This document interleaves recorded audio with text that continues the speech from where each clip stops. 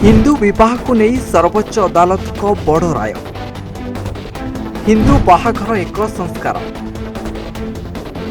यह नृत्य संगीत किंबा भोजी भातर अवसर नुहे। सात फेरा बिना हिंदू विवाह नुहे वैध। एक परिपक्व बयस आसिले मनरे आसीथाए विवाह कथा। हिंदू परंपरा अनुसार 16 संस्कार मध्यरु विवाह एक गुरुत्वपूर्ण संस्कार।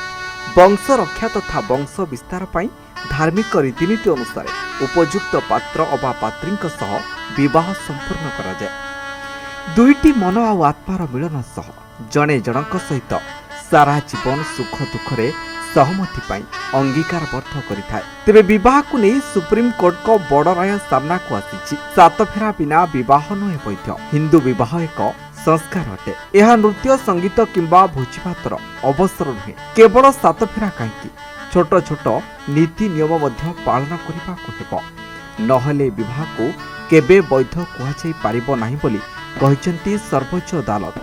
हिंदू विवाह अधिनियम 1955 अनुଯାयी यहाको वैध घोषणा करने निमंते आईनगत आवश्यकता उपरे मध्य कोर्ट गुरुत्वारोप करिसेंती।